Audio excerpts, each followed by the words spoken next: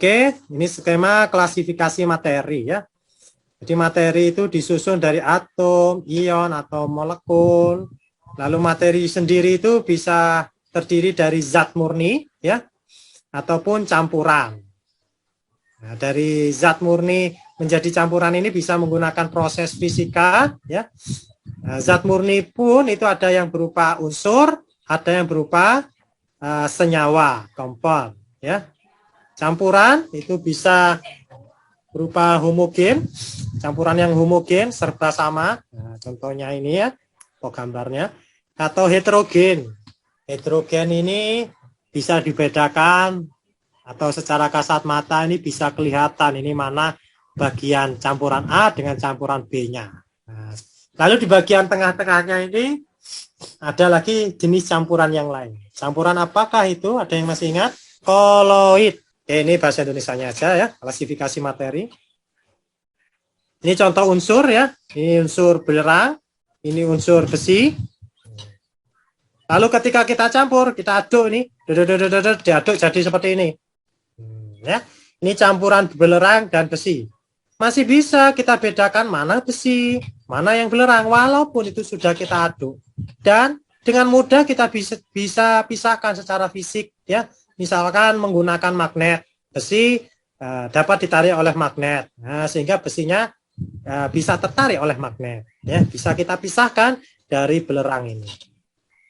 Oke, ada lagi false gold, ya, emas palsu, ya, atau emas false, ya, emas gak beneran emas ini ya. Ini sebenarnya ini adalah campuran, bukan campuran ya. Ini persenyawaan antara besi dan sulfur ya. Nah, ini senyawa gabungan antara besi dan sulfur. Ini membentuk false gold ya. Atau bahasa kimianya itu mineral pirit ya. Oke. Ada lagi campuran homogen. Nah, campuran homogen misalkan pada ini ya, koin mata uang ini. Nah, koin mata uang ini yang berupa mata uang kuningan ini sebenarnya campuran homogen. Kita sudah nggak bisa bedakan mana seng, mana tembaga di dalam koin ini. Nah, itu homogen. Nah, contoh ini juga campuran homogen ya, besi dengan karbon ya, membentuk baja, campuran homogen. Bedanya antara unsur dengan senyawa, kalau unsur atau zat tunggal ya, ini adalah zat yang paling sederhana yang tidak dapat diubah menjadi zat yang lebih sederhana lagi oleh zat kimia ya, oleh reaksi kimia biasa ini nggak bisa. Contoh unsur ya, sulfur, besi, emas, hidrogen, dan oksigen. Nah, seperti contoh tadi, ini sulfur, ini besi ya. Ini masuk bagian dari zat murni ya. Materi yang tersusun hanya dari satu jenis zat saja. Lalu kalau senyawa atau zat majemuk, ini zat yang terbentuk dari dua unsur atau lebih dengan perbandingan massa tertentu dan masih dapat diuraikan menjadi unsur-unsur. Nah, contoh tadi emas palsu atau pirit Fe2 atau juga H2O. Oke, ada suara masuk, bukan untuk bertanya atau menjawab. Tolong di-mute. Lalu ada lagi campuran ya. Campuran ini adalah materi yang tersusun dari beberapa jenis zat dengan perbandingan bervariasi, tidak tertentu. Kalau senyawa, perbandingan unsur-unsur pembentuknya ini tertentu. Misalkan ini FeS2, perbandingannya secara atomik ya. Fe-nya 1, S-nya 2. Nah, perbandingannya tertentu. Tapi kalau campuran ini, ya terserah yang mau nyampur. Contoh ya, campuran homogen. Apabila pada setiap bagian dari campuran itu serba sama, ya, misalkan larutan air dan gula, lalu tadi baja, besi, dan karbon. Nah, kalau ini campuran heterogen, ya, apabila seluruh bagian dari campuran tidak sama, ya, contohnya campuran sulfur dan besi. Nah, ini contohnya ya. Lalu ini contoh dari emas palsu, ini contoh baja. Ini perbedaan unsur, senyawa, dan campuran. Kalau unsur merupakan zat tunggal, berperan sebagai bahan dasar untuk membentuk zat lain. Unsur ada yang ditemukan secara alami, ada yang buatan. Nah, ya. Unsur radioaktif buatan itu ada ya. Unsur radioaktif alami juga ada ya. Setiap unsur yang mempunyai sifat yang khas, tidak ada yang persis sama dengan unsur yang lain. Ya. Nah, nggak ada unsur yang persis sama dengan unsur yang lain. Lalu lagi senyawa. Senyawa ini gabungan dari dua unsur atau lebih dengan perbandingan tertentu. Senyawa mempunyai sifat baru dan sifat dari zat penyusunnya hilang. Contohnya tadi ya, natrium itu mudah meledak.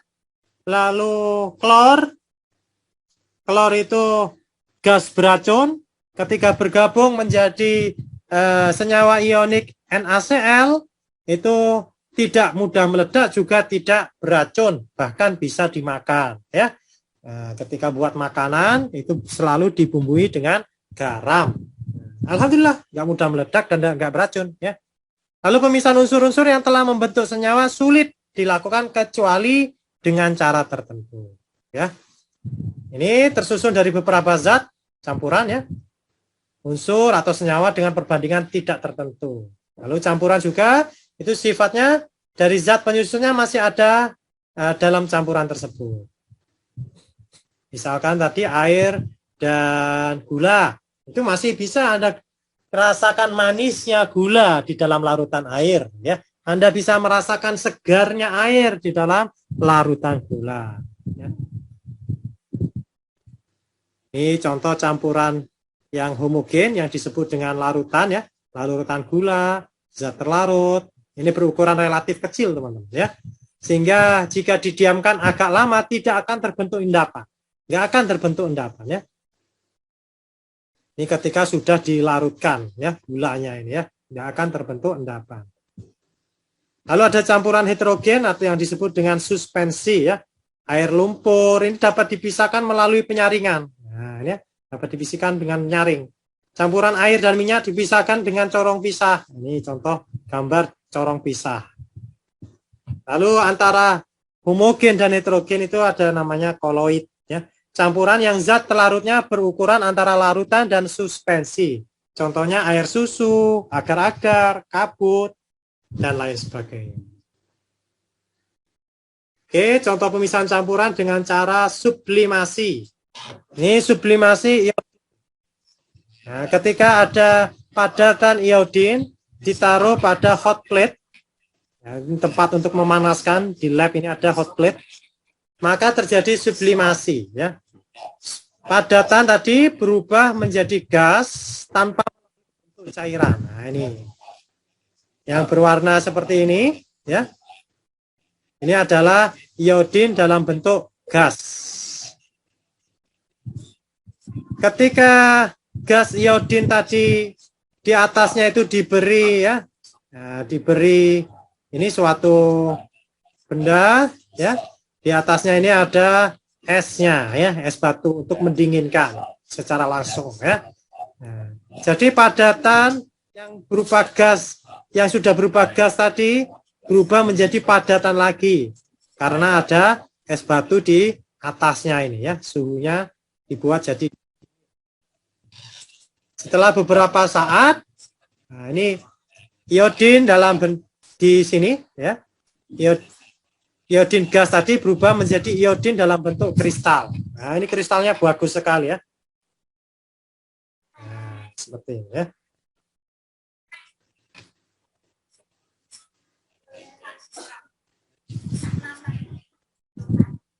Oke, ini adalah kristal iodin ya, kristal iodinnya.